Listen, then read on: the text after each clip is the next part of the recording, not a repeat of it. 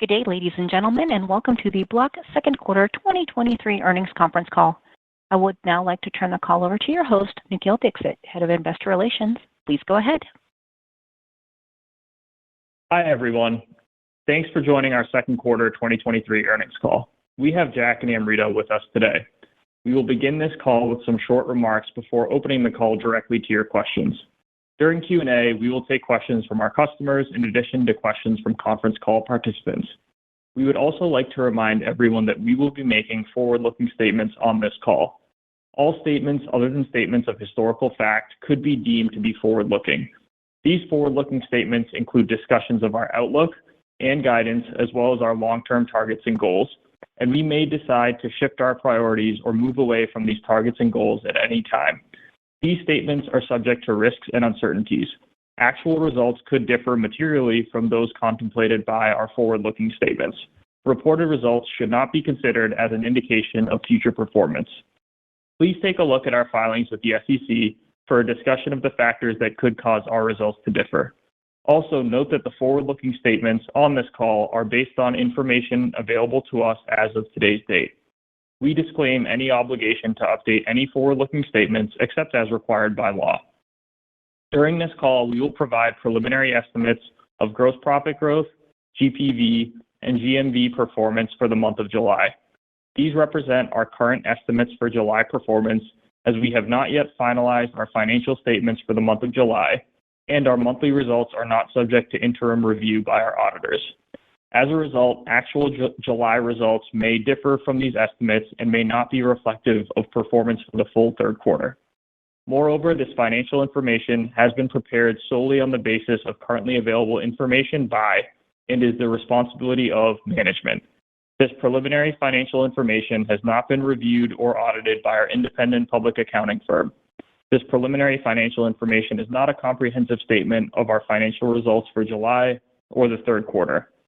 Within these remarks, we will also discuss metrics related to our investment framework, including Rule of 40. With Rule of 40, we are evaluating the sum of our gross profit growth and adjusted operating income margins.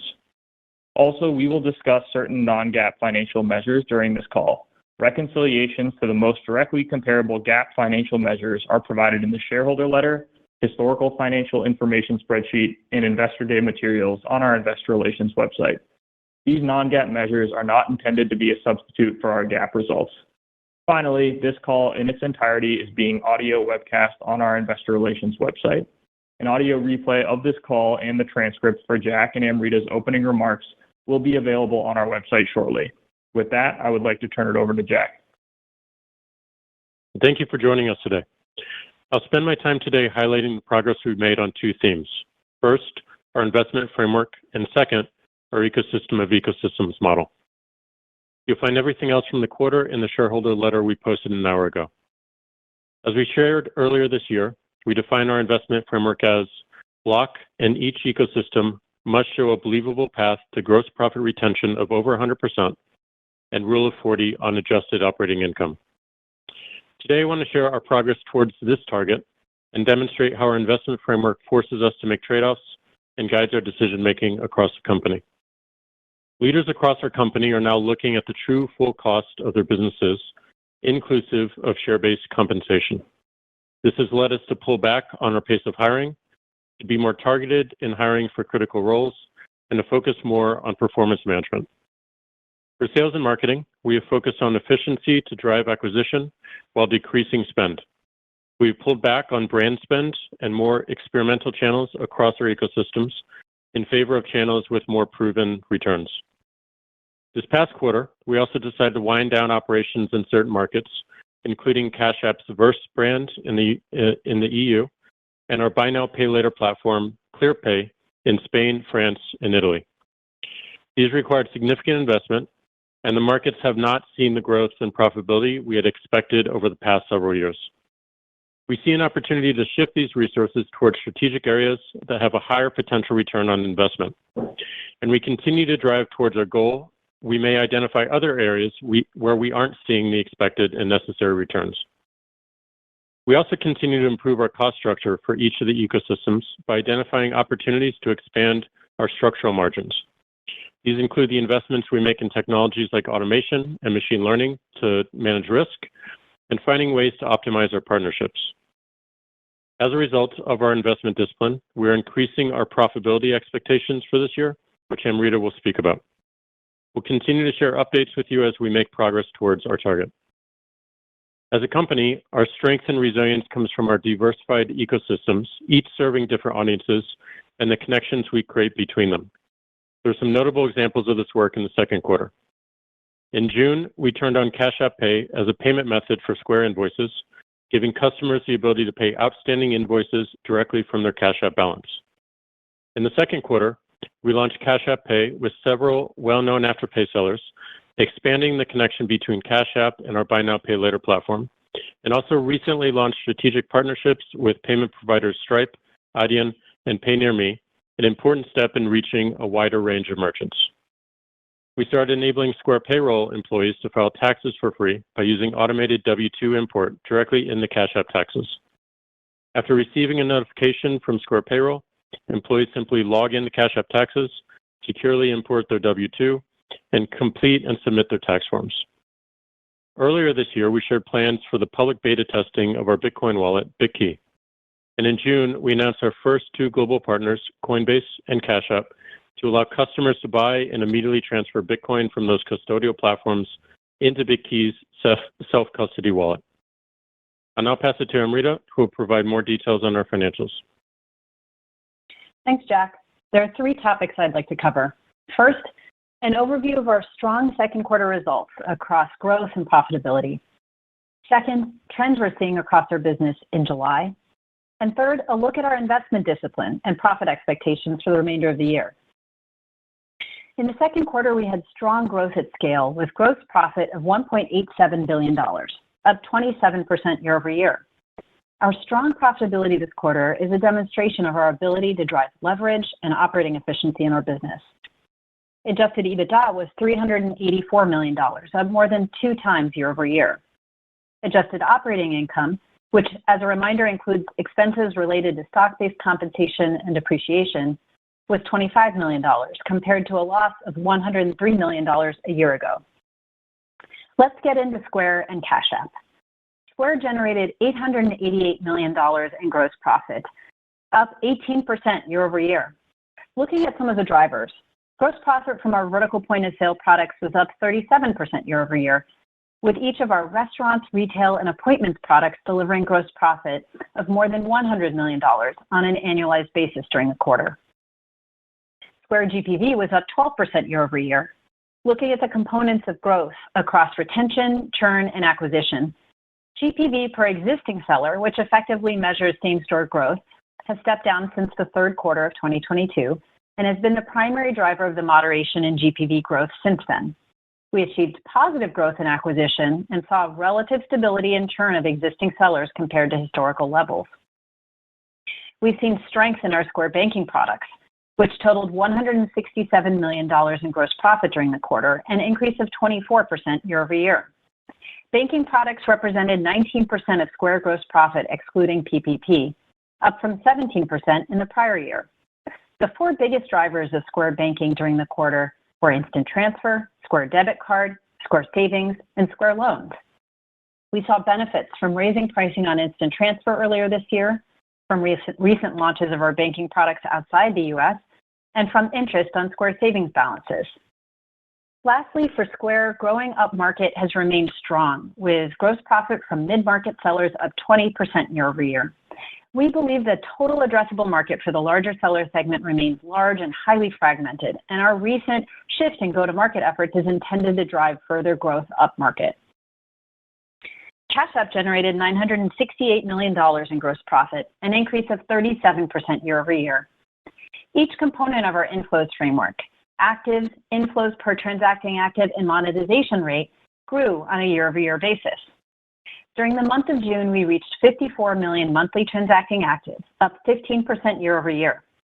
We've continued to see significantly higher retention for actives with larger network sizes. During the quarter, those with a network of 4 or more represented more than half of Cash App quarterly transacting actives. Peer-to-peer functionality has allowed us to scale our network rapidly and has driven engagement. In the second quarter, peer-to-peer transactions per active reached an all-time quarterly high. This helped drive $53 billion in peer-to-peer volume across Cash App during the second quarter, an increase of 18% year-over-year.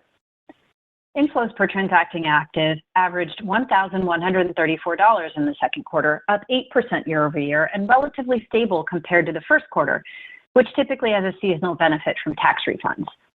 We believe there is significant runway for growth in inflows per transacting active over time through increased product adoption and growing share of wallet. This tax season, more than 1/3 of Cash App Taxes actives chose to receive their refund directly into Cash App, a meaningful increase year-over-year, driving new actives to direct deposit. Product adoption has been especially strong for our financial services products. Both Cash App Card and direct deposit experienced strong growth in actives and volumes. Monetization rate, which excludes gross profit contributions from our BNPL platform, was 1.44%. Monetization was up 16 basis points year-over-year, driven primarily by pricing changes over the past year, and up 3 basis points quarter-over-quarter, driven primarily by the timing of strong first quarter inflows during the tax season. Lastly, our BNPL platform contributed $84 million of gross profit to each of Square and Cash App in the second quarter. GMV from our BNPL platform was $6.4 billion in the second quarter, an increase of 22% year-over-year. Losses on consumer receivables were 1.01% of GMV, relatively consistent with the prior year. Next, an update on July trends. For the month of July, we expect total gross profit growth of 21% year-over-year, which we would orient you to for the third quarter and the remainder of 2023. Looking at each ecosystem, for the month of July, we expect Square gross profit to grow 15% year-over-year, which we expect to be relatively consistent through the third quarter. The moderation in gross profit growth from the second quarter is primarily due to transaction margin compression as we lapse certain benefits from more favorable interchange economics last year. Square GPV is expected to be up 12% year-over-year, consistent with the second quarter, as we've seen stability in GPV growth over the past 3 months, from May through July. For the fourth quarter, we expect gross profit and GPV growth to improve slightly compared to the third quarter, as Square benefits from more favorable comparisons. For Cash App, we expect gross profit to grow 27% year-over-year in July, and similar to Square, we expect this to be relatively consistent through the third quarter. In 2023, we continue to expect growth on a year-over-year basis for monthly transacting actives, inflows per active, and monetization rate. We expect Cash App's monetization rate in the back half of the year to be more consistent with the second quarter, and we expect gross profit to grow more in line with the overall inflows as a result. Given the focus on efficiency, the wind down of Verse will have an impact on monthly actives going forward, although we do not expect an impact to inflows or gross profit. For the fourth quarter, we expect a slight moderation in Cash App's gross profit growth, driven by stabilization in Cash App's monetization rate, and as we lap stronger growth in the prior year period. For our BNPL platform, we expect year-over-year GMV growth in July to be similar to the second quarter's 22%, with GMV growing faster than gross profit due to regional mix. Turning to our progress against Rule of 40 and our profit expectations for the remainder of the year. Our investment framework sets up an ambitious goal, and we're focused on progressing towards it over the long term. We'll continue to share updates with you and hold ourselves accountable.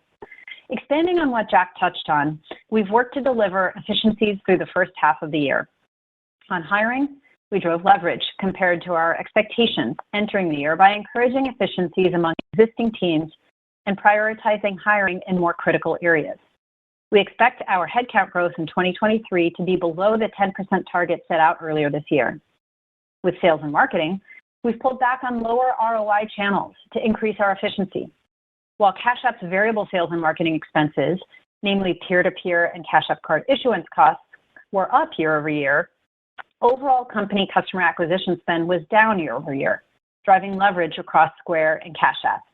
Despite this pullback, we saw healthy acquisition across each ecosystem as we shifted our mix of spend. And looking at corporate overhead spend, we began to identify cost savings opportunities by downsizing our real estate footprint across some of our West Coast office locations. Given some of these items on a GAAP basis, operating loss was $132 million in the second quarter, which includes the impact of acquisition-related amortization expenses, as well as restructuring expenses for the wind down of Verse and Clearbay in certain markets, and write-downs for certain real estate facilities, among other items. We expect to find further leverage opportunities in these and other overhead expenses over time. Moving to our full year 2023 profit guidance. As we've progressed further into the year, we have better line of sight into our planned expenses, and our updated guidance today reflects this. We're increasing our expectations for profitability in 2023 and now expect to deliver adjusted EBITDA of $1.5 billion and adjusted operating income of $25 million for the full year 2023. We expect to achieve profitability on an adjusted operating income basis for the year, which is inclusive of share-based compensation expenses. We continue to expect year-over-year margin expansion on both an adjusted EBITDA and adjusted operating income basis. Our updated full-year guidance represents a step-up of $140 million for each figure compared to our prior guidance. This represents both the gross profit momentum in our business during the second quarter and the focus on expense discipline we delivered in the first half of the year, which we expect to continue to drive in the second half of the year. Finally, touching on the third quarter, we expect third quarter non-GAAP operating expenses of $1.55 billion, and we expect share-based compensation to increase by approximately $25 million relative to the second quarter. As Jack mentioned, share-based compensation remains an area on which we are focused and expect to drive greater leverage over time. We're excited about the progress we've made towards our investment framework and Rule of 40 this quarter and are eager to continue the work. With that, I'll now turn it back to the operator to start the Q&A portion of the call. Thank you. If you would like to ask a question on the phone lines today, you can press star one on your telephone keypad. To remove yourself from the queue, it is star one again. We do ask that you please limit yourself to one question. We'll take our first question from Tien-Tsin Huang at JP Morgan. Hey, thanks so much here. So given your July month update, tracking a little bit slower than the second quarter, and also your profit update, which you raised, just love to hear your updated thoughts on operating leverage. I know I asked that quite a bit, but just operating leverage here in the second half versus the first half. Is operating leverage going to be driven more by the top line or by expense focus that you also talked about across the two ecosystems? Thanks. Hey, thanks for the question, Tien-Tsin. So obviously, as you see strong second quarter results across both top line and profitability, we're pleased with our ability to show discipline in our operating expenses, finding efficiencies while continuing to strongly grow the business. And we expect to deliver continued discipline on our expenses in the back half of this year. And that's what's led to raising our profitability targets for the full year by $140 million, reflective of on each of adjusted EBITDA and adjusted operating income, which reflects not only the strong performance in the second quarter, but raises our guidance for the remainder of the year. As you heard, our second quarter, our July expected gross profit growth of 21% year-over-year growth. We'd urge you to look at from a full third quarter perspective and remainder of 2023 perspective as well. So seeing some stability from a gross profit perspective at the block level from July forward. As we noted, there's some lapping effects within Cash App and Square related to pricing dynamics within Cash App and related to interchange economics within Square. From an operating leverage perspective, we see a number of opportunities for us, not only that we've executed on in the first half of this year and expect to continue to drive into the second half, but also as we look forward longer term. Mainly three that I'd call out to you as the three biggest areas in our expense base of leverage. First, sales and marketing. Second, around hiring and headcount. And third, around our corporate overhead. From a sales and marketing perspective, we've focused on finding efficiencies and optimizing our spend. What you saw in the second quarter was our overall customer acquisition spend was down year over year with leverage across Square and Cash App. And despite this, we continue to see healthy acquisition across Square and Cash App as we oriented more of our remaining spend towards more proven channels and more proven areas of return. Secondly, with hiring, we've taken a more disciplined approach to growing our teams. In the first half of the year, we drove leverage compared to our expectations and are encouraging more efficiencies out of our existing teams. Over time, we'd expect to see a slower pace of hiring, which will drive leverage here as well as on stock-based compensation. From an overhead perspective, as we noted in the second quarter, we downsized our real estate footprint on the West Coast for some relatively modest savings, but longer term, we expect to drive leverage across a number of meaningful areas of spend here, whether it's software and data usage, our real estate facilities, professional fees, T&E, and a range of other discretionary areas. Ultimately, our investment framework and our target of achieving Rule of 40, which is a growth plus margin framework, will help us make these important trade-offs as we continue to invest to drive long-term profitable growth in the back half of this year and into 2024 and beyond, while doing so prudently and with discipline in our operating expense base. Got it. No, thanks. Appreciate it. We'll take our next question from Will Vu with Wolfe Research. Hey, guys. This is Darren Peller on from Wolfe. You had 12% GPV growth into July, I think you just said, Amrita, right? And then it compares to the networks around 6 to 7% growth. So obviously your share is still gaining and holding up versus the industry. If you could just touch on what's working well there, and then also maybe expand on the verticalization efforts in the segment. While we're on that topic, though, I mean, the verticalization efforts obviously are going to come with some investment. So if you could just remind us your view on profitability levels beyond 23, and I know the rule of 20 is there, but just without a time frame, it's hard to really handicap how to think about progress in 24 and 25. Hey, thanks for the questions, Darren. So I think what I'll do is I'll first hit what we're seeing in terms of Square GPV in the second quarter and into July, and then we'll hit upon the verticalization efforts for the Square business. So what we're seeing in terms of July trends was fairly consistent with what we've seen really through May. We've seen a stability in GPV trends from May through July, with July coming in at that 12% year-over-year basis, consistent with the second quarter, also at 12%.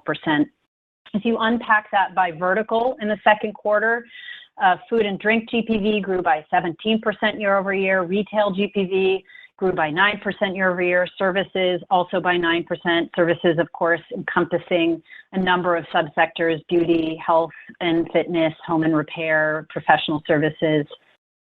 We have seen some moderation trends across discretionary and non-discretionary verticals, which we've talked about since really that mid-Q4 timeframe, and that's really broad-based across a number of different verticals. From a geographic perspective, what we've seen is international markets have continued to also see some of those macro-related headwinds, which are more pronounced in Australia in the second quarter, albeit with overall growth, ex-BNPL, continuing to be at a much faster rate of growth than the overall base of the business at 35% year-over-year growth for those international markets in the second quarter. And again, from a month-to-month perspective, have generally seen greater stability from May through July on those GPV trends for Square. Diving into your verticalization question now, which I think is a key question for us as we think about continuing to grow upmarket, where we have seen outsized growth. From a gross profit perspective, upmarket grew 20% year-over-year in the second quarter for us. This is a key area for us as we continue in that strategic focus of bringing larger sellers onto our platform and acquiring those sellers across our key verticals of restaurants, retail, and beauty. Within our sales team, our focus has been on providing our reps with the right tools, industry knowledge, and signals to prospect and to acquire sellers across those three verticals. Let's take inbound and outbound sales. Within inbound, we began verticalizing our U.S. inbound sales team last year. We completed that in April of this year. And since that completion, we've seen an improvement in gross profit added per account executive and in software attach rates. Still early, but encouraging trends there. Now for outbound, we finalized verticalizing our U.S. outbound sales team in July, so just this past month. Our account executives have now completed their industry training programs, which enable them to really deepen their knowledge within the assigned vertical that they've got. And we anticipate our account execs will continue to ramp through Q3 and hopefully be fully ramped into Q4. With those changes, our goal is to increase gross profit account added per account exec and software attach rates, as we've seen with the inbound sales team. And as we see those signals and gain confidence there on our processes and results, we'll look to continue to scale the outbound sales team over time. Ultimately, we'll be iterating on this in the coming quarters and years, as this is a long-term initiative for us to continue to grow up market and with our vertical points of sale and to drive those sustained results over time. We'd expect to see these results paying off and driving growth into 2024, and expect our overall go-to-market spend to target at that 3 times ROI over 4 years. Okay. Thanks, Emery. We'll take our next question. And we'll take our next question from Tim Chiodo with Credit Suisse. Great. Thank you for taking the question. I want to talk about seller sales and marketing, or Square sales and marketing, a little bit. So this year's marketing expense, you mentioned it's benefiting from some of the annualization of the pullback that you had on brand awareness and some of the experimental stuff. So a shift towards more efficient spend. But sometimes there's a concern from investors that because the dollar amount is lower, that the size and health of the new cohort coming in might actually be a little bit smaller. But we gather that the payback periods have really come in more to the 4 to 5 range, and they had expanded to maybe 6 to 7 at one point last year. So with all that context, maybe you could talk about the health and the size of the cohort that you're bringing in now for Square. Sure, happy to take that. Thanks for the question, Tim. Let me start with the cohort trends on payback periods, and then we can dive into what we're seeing in the first half of the year in terms of spend and customer acquisition. So in 2022, for our 2022 cohort, we're seeing trends toward a 6 to 7 quarter payback, which is slightly higher than our expectations as these cohorts have cured. Square sales and marketing spend was up approximately 20% year over year in 2022 compared to 2021. From a 2023 cohort perspective, we're targeting approximately a 5-quarter payback, as we expect paybacks to improve compared to last year and have a more meaningful impact to growth in 2024. And as I just mentioned, our longer-term target across our go-to-market investments for Square remains the 3x ROI over 4 years. When you look at the first half of this year, we have pulled back on sales and marketing spend through the first half of the year. Square sales and marketing is down 6% year over year, and we expect continued pullback for the rest of the year. Again, we're focused on optimizing our mix of investments across channels and driving efficiency. So we pulled back meaningfully on our brand and awareness channels on a year-over-year basis, as well as sales. And we've reduced the size of the team meaningfully as we focus on reorganizing the teams and enhancing our data and incentives, as I was just speaking to on the sales team. Despite this pullback, we've seen strong growth in acquisition over the past 2 quarters, with year-over-year growth in acquisition improving in the second quarter compared to the first quarter. This is with Square sales and marketing down slightly year over year in the second quarter and down 6% through the first half of the year.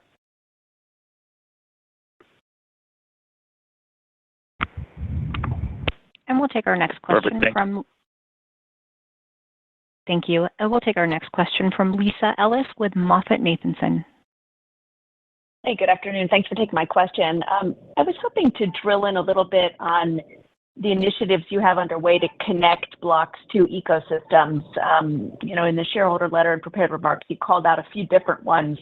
With Cash App Pay, also, I saw 15% growth in Cash for Business, and a couple of other highlights in there. Can you just kind of take a step back and update us on sort of your current overall strategy for connecting the ecosystems and maybe some data points on the benefits you see in the organization, the kind of network effects, as well as maybe some of the profitability benefits you see? Thank you. Yeah, I can start with that. So as we've talked about, we do believe our power and especially resilience in our business has to do with the fact we have multiple different ecosystems serving different audiences. And I've been spending a lot of my time and focus on looking for opportunities with the teams to connect them. Some of the ones we mentioned earlier on the remarks are mostly between Square and Cash App. Payroll and Cash App Taxes was a big one. Cash App and Square through Afterpay is the biggest part of my focus right now.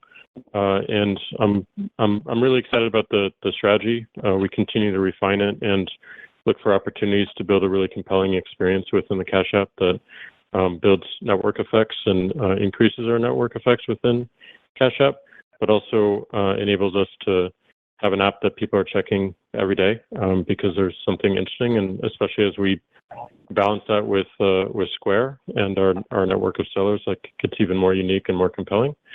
Cash App and our Bitcoin hardware, specifically the Bitcoin wallet. We announced a partnership and a launch that will be a global first product. We'll be launching in the most countries we've ever launched in to start. And we're constantly looking for other ones. There's a lot around Cash App Pay and Square, especially around local offers and local merchants. And we continue to find more and more connections. And that doesn't speak to the future ones, which would be Tidal, and looking at opportunities for Square, especially musicians looking to sell merchandise or ticketing. And TBD, we believe, with its protocol, will enable both Cash App and Square and even Tidal to move much faster globally. So we're excited about that. So we have a mix of external product-facing and features that connect the two ecosystems, and a lot of internal stuff as well, where we're using more shared resources, more shared learnings, and able to move much faster as a individual ecosystem because the work already done by a peer ecosystem. Thank you. We'll take our next question from Ken Suchoski with Autonomous Research. Hi, good afternoon. Thanks for taking the question. So it's good to see the strong growth coming out of Square's international markets yet again. I believe Square recently highlighted that many of its verticalized software products are now available in some of the company's largest international markets. Can you just talk about the opportunity here from a software penetration perspective compared to the U.S. and how having these verticalized software products in these local markets can help you sustain the momentum behind the international business in terms of GPV growth and gross profit growth? Yeah, thanks for the question. I'll start. So our priority with Square is to achieve parity across each of our markets, meaning that we launch all of our features in any one particular market globally. There's various challenges to doing that. Square Loans being an example, different regulatory environments that just increases the workload. And every new market that we take on, it does, have some cost to us doing more features for the general product. So we're always evaluating that cost and making sure that we're picking the right markets at the right time.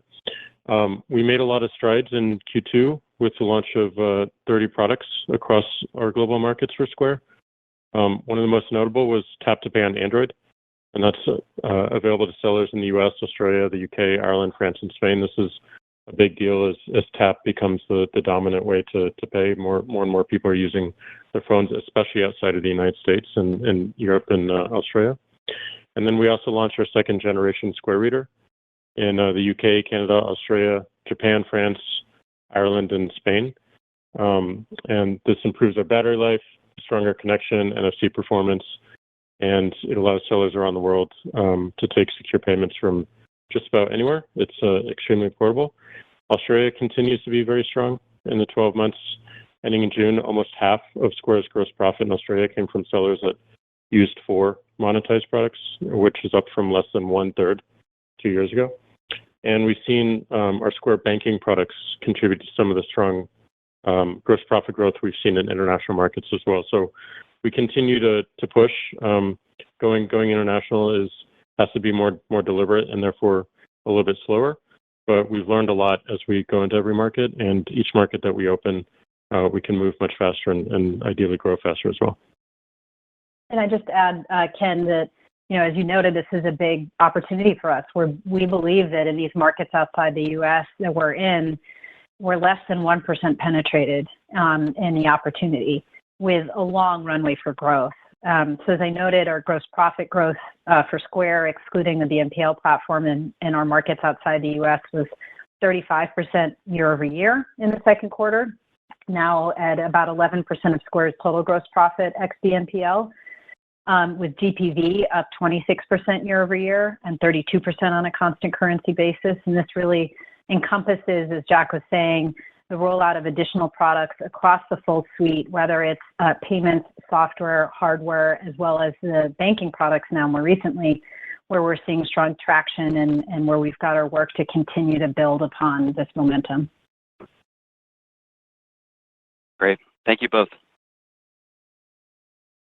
Take our next question from Brian Keane with Deutsche Bank. Hi, guys. Thanks for taking the question. We were excited to see the 1 million Cash App Pay active user base. Just curious on the timeline for merchant distribution and acquirer expansion for Cash App Pay. And then maybe you can just go over the revenue model for Cash App Pay in particular. Thank you. Yeah, I'll start. So with Cash App Pay, our goal is to provide a lot more flexibility for customers. And as I mentioned in my opening remarks, we have expanded our distribution recently with partnerships with Stripe, Adyen, and PayNearMe, which allows us to reach a much broader range of merchants and also industries. We launched some additional Afterpay merchants in Q2, including Steve Madden and Fenty Beauty. And we still see significant room to grow the adoption of Cash App Pay, and we're actively pursuing a pipeline of new merchants. Afterpay certainly helps with that. During the second quarter, nearly $500 million in analyzed volume was processed through Cash App Pay, and nearly 1 million Cash App Pay monthly actives as of June. So it allows us to reach customers beyond those that the Cash App card is serving. And we've seen really strong adoption amongst our younger audience, Gen Z demographic. So we've seen promising results, and we're still looking for opportunities to make sure that we continue to see those and push it. And I just add, Brian, that we see merchants eager to onboard with Cash App Pay because of the access to the very attractive customer base that we have, 54 million monthly transacting actives as of June, who are highly engaged on our platform and inflowed over $1,100 during the second quarter. And so with Cash App Pay being present as a payment device on their platform, they get access to these customers who don't even necessarily have to have been signed up via Cash App card. And that's really the proposition that we're selling into these merchants, these large merchants who are finding real product fit here with Cash App Pay. Great. Thank you. We'll take our next question from Harshita Rawat with Bernstein. Hi, good afternoon. Can you expand upon your comments around headcount growth in the business? It's been very strong over these past few years. How are you seeing potential for efficiencies, for example, in your engineering teams with AI? And Amrita, I know you talked about the headcount growth for this year, but how should we think about headcount growth trajectory over the medium term? Thank you. Yeah, I think the biggest change has been our investment framework and making all teams and leaders and managers aware of the true cost of their business and taking into account stock-based compensation. So we have slowed hiring, and we have targeted more. We've been more targeted in our hiring to get much stronger talent and looking deeply at performance management as well. Of course, there's always efficiencies to bring to the table, but we just want to make sure that we're looking at each ecosystem and really putting the decisions in the hands of the folks running these teams and really running the company with everyone having the investment model in their head to make sure that we're achieving the growth that we want to see at the cost that we want to minimize. So It is early as we just rolled out this investment framework, but it does seem to be working and is something that's in the consciousness of the organization.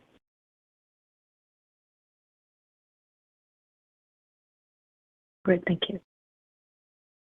We'll take our next question from Rayna Kumar with UBS.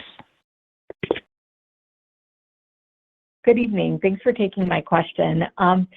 Could you talk a little bit about the next steps in the Afterpay integration, and could you discuss more broadly what are the next things to look out as you integrate Afterpay? Yeah, as I said, this is where a lot of my focus is right now. I'm meeting the team almost on a daily basis to make sure that we come up with a compelling and differentiated experience. A lot of the work is going to be found within Cash App and the Cash App Discover tab. It's a little magnifying glass in your interface. We want to build a compelling experience that people want to go back to daily, to find offers, to find deals, to find items, to find merchants around them, and that it be a place that also continues to push on our ecosystem of ecosystem model, so that we're benefiting the Square ecosystem, and the Square ecosystem benefits Cash App. So that will probably be where you'll see the highest velocity changes. A lot of it has to do with our ability to rank this, items and merchants and deals and offers on a relevant basis. And obviously we'll be applying machine learning and deep learning to do that based on all the signals we get. But that's where the ecosystem really come together in our highest impact way, we believe, and it leads to many other opportunities down the line. So that's where I would look. Thank you. We'll take our next question from Ramsey El-Assal with Barclays. Hi, thanks for taking my question this evening. I wanted to ask you to dive in a little bit deeper on the move up market and seller, and just kind of comment on how the larger retailers and merchants are utilizing Block services maybe differently than the smaller merchants. How does the value proposition sort of change? What's resonating? And then just what strategy you might use to sort of lean into this move up market? Yeah, so in terms of the verticalization and attracting, getting people more up market, I think the biggest one is we just have a much more focused effort around these verticals, and that we maintain flexibility. A lot of our competitors are working on one vertical. We're working on all three of the dominant ones that you find within commerce.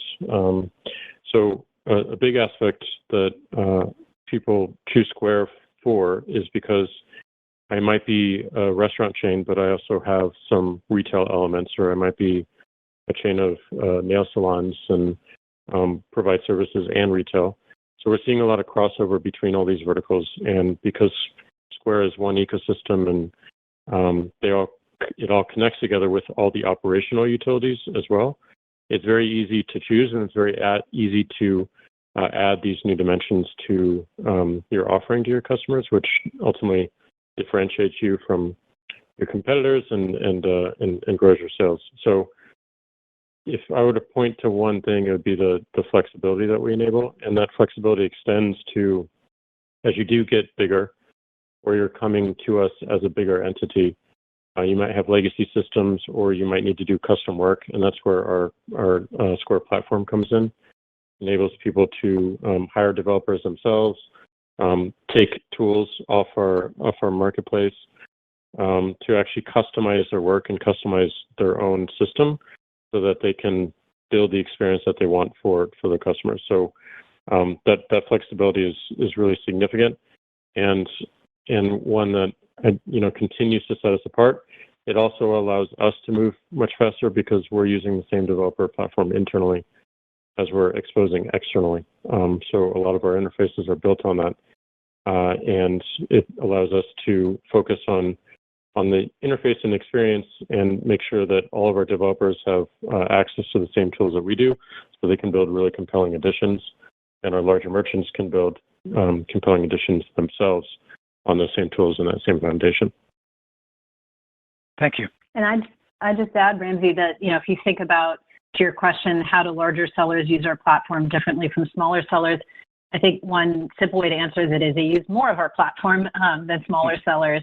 And I think the last stat we shared in 2022, the mid-market sellers who adopted 4 or more of our products had 15 times greater retention than those who only adopted 1. And we know they generally adopt more products than smaller sellers.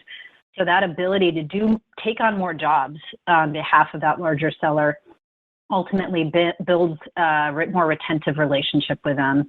And as Jack mentioned, that comes through not only in our vertical software offerings, each of which is now running at an annualized gross profit growth rate of $100 million or more during the second quarter, but also our developer platform, which provides those third-party integrations so that these sellers can build more customized solutions and applications across a number of different aspects, not just payments, but orders, inventory, customers, et cetera.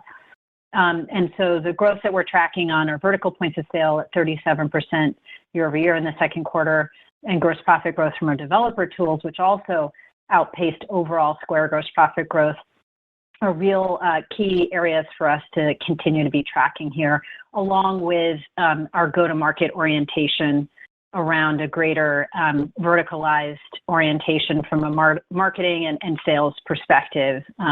We see these as being key elements of our platform and our go-to-market approach that ultimately help us attract larger sellers. Great. Thanks so much. We'll take our next question from Trevor Williams with Jefferies.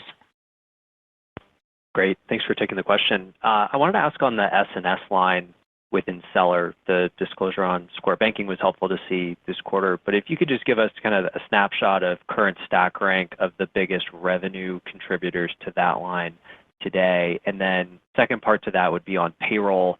Jack, you mentioned in your remarks some of the integration there with Cash App taxes, but any broader update on payroll and how you're thinking about the longer term opportunity to cross-sell into the existing seller base there? Thanks. Sorry, and your first question was on, go ahead, Imran. I think the first question was on subscription and services within Square and helping the stack rank some of the largest Square products within that line. And I would orient you, Trevor, to our Square Banking disclosures, where Square Banking contributed $167 million in gross profit in the second quarter. The 4 biggest sort of areas there being Square Loans, Instant Transfer, our Square Debit Card, and now our Square Savings product as well, which we're now recognizing interest benefits from as part of our gross profit as well. So those are kind of the 4 biggest products from a banking perspective that I'd orient you to and that are driving meaningful growth in our Square Banking initiative and more broadly across S&S for Square. I think the second question, Trevor, you had was on payroll? It was on payroll. Yeah, exactly. Just the cross-sell opportunity into the existing merchant base. Thanks.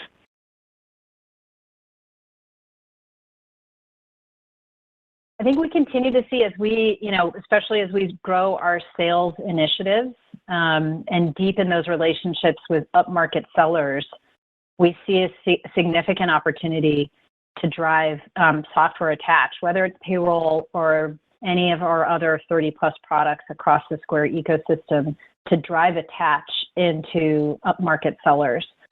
And so that's a key part of our initiative. And as I mentioned, it's early days. We're only a few months into having verticalized our inbound U.S. sales team, but we are seeing higher software attach from that verticalization. And we're now in the process of ramping our outbound sales team as well, and hope to continue to drive that through products like payroll and other products as we build those touch points with upmarket sellers.